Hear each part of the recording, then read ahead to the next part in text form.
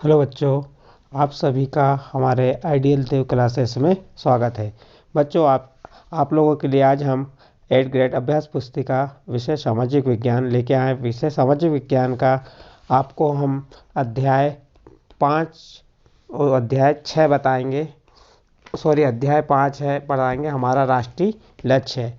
उससे पहले 8th grade workbook प्रश्नोत्तर पुस्तिका कक्षा 8वीं सामाजिक विज्ञान, इसमें जो आपका पार्ट 1, पार्ट 2, पार्ट 3, पार्ट 4 तक हमने इसके पहले के वीडियो में आपको बता दी। आज हम आपके लिए पार्ट 5 हमारे राष्ट्रीय लक्ष्य से लेके आए हैं। इसके जो मुख्य प्रश्नोत्तरी हैं जो 8th ग्रेड की बुक में दिए हैं वो प्रश्नों को आपको बताएंगे। ठीक है बच्चों, चलिए हम अध्याय 5 हमारे राष्ट्रीय लक्ष्य के प्रश्नों को देखते हैं। प्रश्न 1 दिया है, लोकतंत्र के मुख्य तत्व कौन से हैं? लोकतंत्र के मुख्य तत्व कौन से हैं? ये आपके पाठ्य पुस्तक के पृष्ठ क्रमांक 43 पर उत्तर खोज सकते हैं और लिख भी सकते हैं, लेकिन हमने इसका यहाँ पे उत्तर आपको बताया। लोकतंत्र के मुख्य उद्देश्य कौन कौन से? सबसे पहले आपको मालूम होना चाहिए कि लोकतंत्र क्या होता है। लोकतंत्र का वास्तविक अर्थ है प्रत्येक व्यक्ति को स्वतंत्रता के साथ साथ अपना समान अधिकारों की प्राप्ति हो, समाज के सभी वर्गों के विकास के समान अवसर बिना भेदभाव के उपलब्ध हों, लोकतंत्र कहलाता है। लोकतंत्र उसके जो मुख्य तत्व हैं, लोकतंत्र के मुख्य तत्व 3 हैं: स्वतंत्रता, समानता और बंधुत्व। इन तत्वों के बिना हम लोकतंत्र की कल्पना भी नहीं कर सकते। तो प्रश्न क्या था? लोकतंत्र के मुख्य तत्व कौन कौन से हैं? तो उत्तर क्या हो गया? हमको उत्तर लिखेंगे तो क्या लिखेंगे? सबसे पहले लोकतंत्र के मुख्य तत्व निम्नलिखित हैं। नंबर 1 स्वतंत्रता, नंबर 2 समानता, नंबर 3 बंधुत्व। और इन तत्वों के बिना हम लोकतंत्र की कल्पना भी नहीं कर सकते। इस प्रकार प्रश्न क्रमांक 1 समाप्त हुआ। अब इसके बाद आपका प्रश्न क्रमांक 2 देखिए। प्रश्न क्रमांक 2 क्या है? राष्ट्रीय लक्ष्य से क्या आशय है? प्रश्न को समझिए, राष्ट्रीय लक्ष्य से क्या आशय है? हमारे राष्ट्रीय लक्ष्य कौन कौन से हैं? तो इसको भी आप पाठ्य पुस्तक के पृष्ठ क्रमांक 42 पर उत्तर खोज सकते हैं और लिख सकते हैं। लेकिन हमने यहाँ पे राष्ट्रीय लक्ष्य के बारे में बताया है। राष्ट्रीय लक्ष्य, जिस प्रकार व्यक्ति के जीवन में कुछ लक्ष्य होते हैं जिनकी प्राप्ति के लिए वह कार्य करता है, उसी प्रकार राष्ट्र के लिए भी कुछ लक्ष्य होते हैं जिन्हें सम्मुख रखकर राष्ट्र कार्य करता है, राष्ट्रीय लक्ष्य कहलाते हैं। फिर से देख लीजिए, एक बार बता देते हैं राष्ट्रीय लक्ष्य क्या है। जिस प्रकार किसी व्यक्ति के जीवन में कुछ लक्ष्य होते हैं, जैसे किसी व्यक्ति के जीवन में क्या होते हैं? कुछ लक्ष्य होते हैं जिनकी प्राप्ति के लिए वे क्या करते हैं? कार्य करते हैं। उसी प्रकार राष्ट्र के भी कुछ लक्ष्य होते हैं जिन्हें सम्मुख रखकर राष्ट्र कार्य करता है, उन्हें राष्ट्रीय लक्ष्य कहा जाता है या राष्ट्रीय लक्ष्य कहलाते हैं। राष्ट्रीय लक्ष्य निम्नलिखित हैं। कौन कौन से राष्ट्रीय लक्ष्य? एक है लोकतंत्र, दूसरा राष्ट्रीय एकता, तीसरा स्वतंत्रता, चौथा समानता, पांचवा सामाजिक समरसता और छठवा है अंतर्राष्ट्रीय शांति और सहयोग। तो इस प्रकार हमने क्या पढ़े? राष्ट्रीय लक्ष्य का आशय बताया आपको और उसके कौन से लक्ष्य हैं वो लक्ष्य बताए। तो राष्ट्रीय लक्ष्य कितने बताए आपको? हमने 6 बताए। एक हो गया लोकतंत्र, दूसरा राष्ट्रीय एकता, तीसरा स्वतंत्रता, चौथा समानता, पांचवा सामाजिक समरसता और छठवा अंतर्राष्ट्रीय शांति और सहयोग। इस प्रकार से ये राष्ट्रीय लक्ष्य हो गए। तो इस प्रकार से बच्चों यहाँ आपका प्रश्न 2 समाप्त हुआ। आपको ये प्रश्न समझ आया होगा।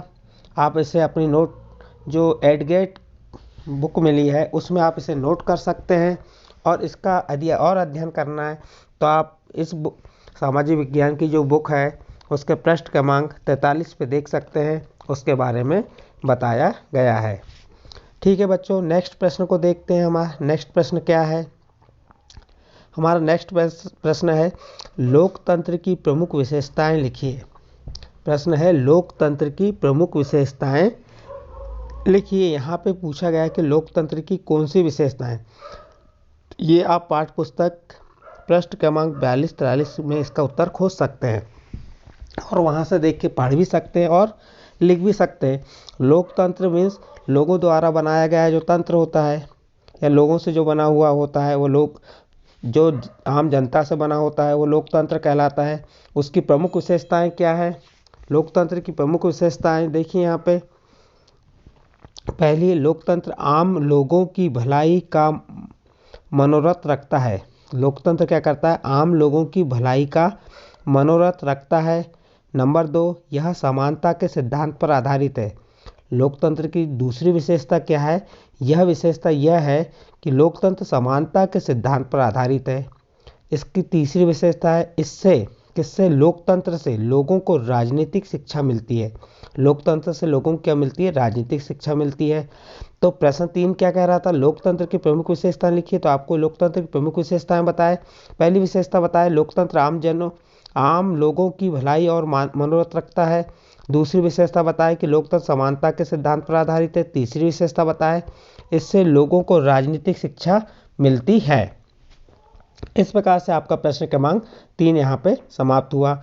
अब देखते बच्चों नेक्स्ट प्रश्न क्या है। अब नेक्स्ट प्रश्न को हम पढ़ते हैं, ध्यान से देखिए। एक नागरिक के रूप में हमें किस प्रकार की स्वतंत्रता प्राप्त है? जो एक नागरिक हैं हम, तो हमें किस प्रकार की स्वतंत्रता प्राप्त है उसके बारे में हमें यहाँ बताना है उत्तर में। तो उत्तर क्या है देख लेते हैं इसका। एक नागरिक के रूप में, यहाँ पे देखिए, एक नागरिक के रूप में हमें ऐसे वातावरण और परिस्थितियों की आवश्यकता है जिसमें रहकर वह अपना विकास समुचित ढंग से कर सके। राज्य उन परिस्थितियों का निर्माण करता है। राज्य में रहते हुए व्यक्ति अपने व्यक्तित्व का विकास कर सके, इसके लिए उसे स्वतंत्रता की आवश्यकता है। प्रश्न क्या कह रहा था? प्रश्न को समझिए। प्रश्न में कहा एक नागरिक के रूप में हमें किस प्रकार की स्वतंत्रता प्राप्त होनी चाहिए। जो हम एक नागरिक हैं, इस रूप में हमें किस प्रकार की स्वतंत्रता प्राप्त होनी चाहिए। तो यहाँ आंसर में हमने आपको बताया, एक नागरिक के रूप में हमें ऐसे वातावरण और परिस्थितियों की आवश्यकता है जिसमें रहकर वह अपना विकास समुचित ढंग से कर सके। कौन? वह नागरिक। वह नागरिक कहाँ पर रह के? ऐसे वातावरण की परिस्थितियाँ की आवश्यकता है जिसमें रहकर, यानी वातावरण और परिस्थितियों में रहकर, जिसमें रहकर वह अपना विकास कर सके, विकास समुचित ढंग से कर सके। राज्य उन परिस्थितियों का निर्माण करता है, राज्य में रहते हुए व्यक्ति अपने व्यक्तित्व का विकास कर सके, इसके लिए उसे स्वतंत्रता की आवश्यकता है। इस प्रकार बच्चों आपको हमने प्रश्न क्रमांक 4 का उत्तर बताया। आप इसे समझ गए होंगे। यदि आपको हमारा वीडियो पसंद आता है तो आप हमारे चैनल को सब्सक्राइब कीजिए, लाइक कीजिए और शेयर कीजिए। ठीक है बच्चों, नेक्स्ट प्रश्न देखते हैं। नेक्स्ट प्रश्न है हमारा, अंतर्राष्ट्रीय मानव अधिकार दिवस। अंतर्राष्ट्रीय मानव अधिकार दिवस कब और क्यों मनाया जाता है? इसको आप पाठ्य पुस्तक के पृष्ठ क्रमांक 48 पर उत्तर खोज कर लिख सकते हैं। कौन से पृष्ठ क्रमांक में? पृष्ठ क्रमांक 48 में। तो बच्चों देखिए प्रश्न क्या कह रहा है, अंतर्राष्ट्रीय मानव दिवस कब और क्यों मनाया जाता है? तो इसका उत्तर होगा, अंतर्राष्ट्रीय मानव अधिकार दिवस 10 दिसंबर को मनाया जाता है। अंतर्राष्ट्रीय मानव अधिकार दिवस कब मनाया जाता है? 10 दिसंबर को मनाया जाता है। संयुक्त राष्ट्र संघ की मानव अधिकारों की रक्षा करने के लिए, संयुक्त राष्ट्र संघ जो है कि मानव अधिकार की रक्षा करने के क्षेत्र में सबसे महत्वपूर्ण उपलब्धि मानव अधिकार की सार्वभौम घोषणा है, जिसे संयुक्त राष्ट्र की महासभा ने 10 दिसंबर 1948 को पारित किया था। इसलिए प्रतिवर्ष इस घोषणा की वर्षगांठ विश्व के सभी देशों में 10 दिसंबर को अंतर्राष्ट्रीय मानव अधिकार दिवस के रूप में मनाई जाती है। प्रश्न जो था उसका उत्तर उसी प्रकार देना है। प्रश्न में कहा था अंतर्राष्ट्रीय मानव अधिकार दिवस कब और क्यों मनाया जाता है। तो हमने बता दी मानव अंतर्राष्ट्रीय दिवस कब मनाया जाता है, 10 दिसंबर को मनाया जाता है। और क्यों मनाया जाता है उसका भी आंसर यहाँ बता दिए। आप चाहें तो इसे पढ़ सकते हैं, अपनी 8th ग्रेड की बुक में नोट कर सकते हैं। ठीक है बच्चों, हम नेक्स्ट प्रश्न देखते हैं। नेक्स्ट प्रश्न क्या है? नेक्स्ट प्रश्न कह रहा है, मानव अधिकारों के संरक्षण हेतु क्या क्या प्रयास किए जा सकते हैं? प्रश्न को पढ़िए। क्या प्रश्न है? मानव अधिकारों के संरक्षण हेतु क्या क्या प्रयास किए जा सकते हैं? आप इसे भी आपकी पाठ्य पुस्तक के पृष्ठ क्रमांक 48 पर उत्तर खोज सकते हैं। इसमें दिया है हेतु क्या क्या प्रयास कर सकते हैं, तो हमने आंसर में लिखे हैं। इसका उत्तर क्या लिखे हैं, पहले लिख देंगे हम, मानव अधिकारों के संरक्षण हेतु निम्नलिखित प्रयास किए गए हैं। नंबर 1 प्रयास क्या किया गया, रैली निकलवाना, मानव श्रृंखला बनाना। अब रैली निकालना यानी कि रैली निकाल के मानव श्रृंखला यानी कि मानव को एक दूसरे को जोड़ के श्रृंखला बनाना। अधिकारों के प्रति जागरूकता हेतु अभियान चलाना। तो मानव अधिकार व संरक्षण का पहला जो प्रयास था वो क्या था, रैली निकलवाना, मानव श्रृंखला बनाना, अधिकारों के प्रति जागरूकता हेतु अभियान चलाना। दूसरा, दूरदर्शन यानी टीवी, रेडियो व वीडियो फिल्मों के माध्यम से जानकारी देना। जो दूसरा प्रयास बताया गया था किसके माध्यम से, दूरदर्शन, रेडियो व वीडियो फिल्मों के माध्यम से जानकारी देना। तीसरा है समाचार पत्र, पोस्टर, नारों आदि के द्वारा प्रचार प्रसार करना। इसका तीसरा प्रयास क्या था, समाचार पत्र, पोस्टर, नारों आदि के द्वारा प्रचार प्रसार करना। और चौथा है बैठकों व संगोष्ठियों में मानव अधिकार व संरक्षण पर चर्चा आयोजित करना।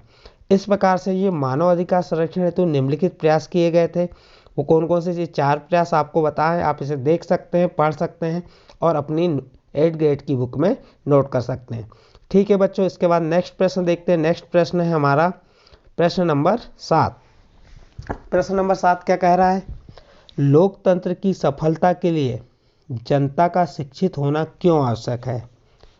प्रश्न है, लोकतंत्र की सफलता के लिए जनता का शिक्षित होना क्यों आवश्यक है। आप इसे चाहे तो आपकी पाठ्य पुस्तक के पृष्ठ क्रमांक 49 पर उत्तर खोज सकते हैं और लिख सकते हैं। यदि वहाँ नहीं मिलता तो आप हमारे इस वीडियो के माध्यम से देख सकते हैं और लिख सकते हैं। तो प्रश्न है, लोकतंत्र की सफलता के लिए जनता का शिक्षित होना क्यों आवश्यक है। तो उसका उत्तर होगा, लोकतंत्र की सफलता के लिए जनता का शिक्षित होना इसलिए आवश्यक है क्योंकि लोकतंत्र में जन सामान्य राजनीतिक प्रक्रिया में सहभागी रहता है। क्यों है, क्योंकि लोकतंत्र में जन सामान्य जो जनता होती है, लोग होते हैं, उसका राजनीतिक प्रक्रिया में सहभागी रहता है। जब तक जनमान्य राजनीतिक प्रश्नों का भली भांति नहीं समझेगा तब तक उसकी सहभागिता ना तो प्रभावशाली होगी और ना अर्थपूर्ण रहेगी। इसके लिए जनता का शिक्षित होना बहुत आवश्यक है। अतः जनता का शिक्षित होना लोकतंत्र की पहली आवश्यकता है। तो प्रश्न को पढ़िए, समझिए, उसके बाद उत्तर लिखिए। हमने प्रश्न बताया, लोकतंत्र की सफलता के लिए जनता का शिक्षित होना क्यों आवश्यक है। लोकतंत्र कब आगे बढ़ेगा, जब तक जनता शिक्षित ना हो। तो इसका उत्तर बताएं, लोकतंत्र की सफलता के लिए जनता का शिक्षित होना इसलिए आवश्यक है क्योंकि लोकतंत्र में जन सामान्य राजनीतिक प्रक्रिया में सहभागी रहता है। जब तक सामान्य राजनीतिक प्रश्नों को भलीभांति नहीं समझेगा तब तक उसकी सहभागिता ना तो प्रभावशाली होगी और ना ही अर्थपूर्ण रहेगी। इसके लिए जनता का शिक्षित होना बहुत आवश्यक है। अतः जनता का शिक्षित होना लोकतंत्र की पहली आवश्यकता है। इस प्रकार बच्चों, आपको हमने प्रश्न क्रमांक 7 का उत्तर बताएं, आप अपनी नोटबुक में से नोट कर सकते हैं। नेक्स्ट प्रश्न है प्रश्न नंबर 8, मानव अधिकारों का हनन की स्थिति में। प्रश्न क्या है, मानव अधिकारों के हनन की स्थिति में किस तरह मानव अधिकार आयोग के पास शिकायत भेजी जा सकती है। आप इसे आपकी पाठ्य पुस्तक के पृष्ठ क्रमांक 49 में इसका उत्तर देख सकते हैं और खोज सकते हैं, उससे देख के लिख सकते हैं। लेकिन हमने यहाँ पे इसका उत्तर लिखे दिए हैं, आप उसे देख सकते हैं। इसका उत्तर है, आयोग के पास शिकायत भेजने का तरीका। पहला तरीका, जब आयोग के पास शिकायत कैसी भेजी जाएगी उसका तरीका है, पहला तरीका है पीड़ित व्यक्ति के द्वारा स्वयं अथवा पीड़ित व्यक्ति की ओर से। पहला क्या है इसका तरीका, पीड़ित व्यक्ति के द्वारा स्वयं अथवा पीड़ित व्यक्ति की ओर से किसी अन्य व्यक्ति के द्वारा आयोग को सीधे प्रार्थना पत्र देकर शिकायत दर्ज करवाई जा सकती है। तो क्या है, पीड़ित व्यक्ति के द्वारा स्वयं अथवा पीड़ित व्यक्ति की ओर से किसी अन्य व्यक्ति के द्वारा आयोग को सीधे प्रार्थना पत्र देकर शिकायत दर्ज कराई जा सकती है। साधारण कागज पर भी लिखकर सीधे ही आयोग के कार्यालय में शिकायत भेजी जा सकती है। दूसरा देखिए, नंबर 2, शिकायत दर्ज कराने हेतु वकील की आवश्यकता नहीं है। आयोग के पास शिकायत भेजने के लिए वकील की आवश्यकता नहीं है। शिकायत दर्ज करना है हमें तो कराने हेतु वकील की आवश्यकता नहीं है। तीसरा, शिकायत दर्ज कराने हेतु किसी भी प्रकार का प्रपत्र निर्धारित नहीं है और ना ही कोई शुल्क लिया जाता है। तो इस प्रकार से ये प्रश्न क्रमांक जो 8 था उसका हमने आपको उत्तर बताया। नेक्स्ट प्रश्न देखिए, प्रश्न क्रमांक 9, लोकतंत्र में मतदान का क्या महत्व है। लोकतंत्र में मतदान का क्या महत्व है, इसे भी आप पाठ्य पुस्तक के पृष्ठ क्रमांक 46 पर इसका उत्तर खोज सकते हैं और लिख सकते हैं। यदि आपको वहाँ नहीं मिलता तो हमारे इस वीडियो से आप देख के लिख सकते हैं और हमारे चैनल में जाके आप देख सकते हैं। प्लेलिस्ट खोल के देखेंगे तो आपको part 1, part 2, part 3, part 4, part 5 के पूरे वीडियो मिल जाएंगे। तो देखिए बच्चों, प्रश्न 9 क्या कह रहा है, लोकतंत्र में मतदान का क्या महत्व है। तो इसका उत्तर हम लिखेंगे, लोकतंत्र में मतदान का बहुत अधिक महत्व है। नंबर 1, क्यों है। मतदान द्वारा मतदाता यह तय करता है कि वह किस प्रकार के प्रतिनिधियों या मुखिया को अपने शासक के रूप में चाहता है। पहला क्या हो गया, मतदान द्वारा मतदाता जो मत देता है उसे मतदाता कहते हैं। तो मतदाता यह तय करता है कि वह किस प्रकार के प्रतिनिधियों को अपने शासक के रूप में चाहता है। दूसरा, सार्वभौम वयस्क मताधिकार के द्वारा प्रत्येक वयस्क नागरिक को जो 18 वर्ष की आयु पूर्ण कर चुका है अपने मत का प्रयोग अपनी इच्छा से कर सकता है। और इसका हमें तीसरा पॉइंट बताया है, लोकतंत्र में आम लोगों द्वारा किया गया मतदान ही तय करता है कि देश का शासक कैसा होगा। लोकतंत्र में तीसरा पॉइंट क्या कह रहा है, लोकतंत्र में आम लोगों द्वारा किया गया मतदान, आम लोगों या जनता द्वारा किया गया मतदान ही तय करेगा कि देश का शासक कैसा होगा। तो इसका लोकतंत्र में मतदान का बहुत अधिक महत्व होता है। ठीक है बच्चों, हमारा यहाँ पे प्रश्न क्रमांक 9 समाप्त हुआ। अब इस अध्याय का लास्ट प्रश्न है प्रश्न क्रमांक 10, जिसे हम आपको यहाँ पे बताएंगे। प्रश्न क्रमांक 10 है, किन बातों से पता चलता है कि भारत में पंथ निरपेक्षता को अपनाया गया।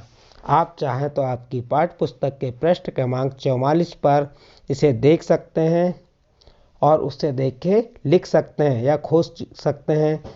तो देखिए प्रश्न क्या है, किन बातों से पता चला कि भारत में पंथ निरपेक्षता को अपनाया गया है। तो इसका उत्तर है, निम्नलिखित बातों से पता चला, निम्नलिखित बातों से जो अभी हम बताने वाले हैं आपको, बातों से पता चला है कि भारत में पंथ निरपेक्षता को अपनाया गया है। नंबर 1, पंथ निरपेक्ष राज्य सभी व्यक्तियों को पंथ और मजहबों की स्वतंत्रता प्रदान करता है। सभी व्यक्तियों को अपने पंथ और उपासना की स्वतंत्रता होती है। राज, धर्म एवं संप्रदाय किसी भी प्रकार के आधार पर भेदभाव नहीं करेगा। तो इसके हमने 3 पॉइंट बताए थे। पंथ निरपेक्षता को क्यों अपनाया गया, क्योंकि पंथ निरपेक्ष राज्य सभी व्यक्तियों को पंथ और मजहबों की स्वतंत्रता प्रदान करता है। सभी व्यक्तियों को अपने पंथ और उपासना की स्वतंत्रता होती है। राज, धर्म और संप्रदाय किसी भी आधार पर भेदभाव नहीं करेगा। तो ये क्या होगा, किन बातों से पता चला भारत में पंथ निरपेक्षता को अपनाया। तो इन 3 बातें बताएं बच्चों। इनके अलावा और बातें हैं लेकिन आपको यहाँ महत्वपूर्ण जो बातें थी वह बताएं बच्चों। इस प्रकार ये आपका अध्याय 5 के 10 प्रश्न आपको समझाए। इस 10 प्रश्नों को आप चाहें तो अपनी 8th ग्रेड की बुक में नोट कर सकते हैं। यदि बच्चों आपको हमारा यह वीडियो पसंद आया तो आगे शेयर कीजिए, सब्सक्राइब कीजिए और लाइक कीजिए और अन्य बच्चों तक भी इस वीडियो को पहुंचाने का प्रयास कीजिए। ठीक है बच्चों, आज के लिए यह वीडियो यहाँ पे समाप्त होता है। अब आने वाले वीडियो में हम अध्याय 6 लेके आएंगे। अध्याय 6 स्थल मंडल एवं स्थल एवं स्थलाकृतियाँ लेके आएंगे। ठीक है बच्चों।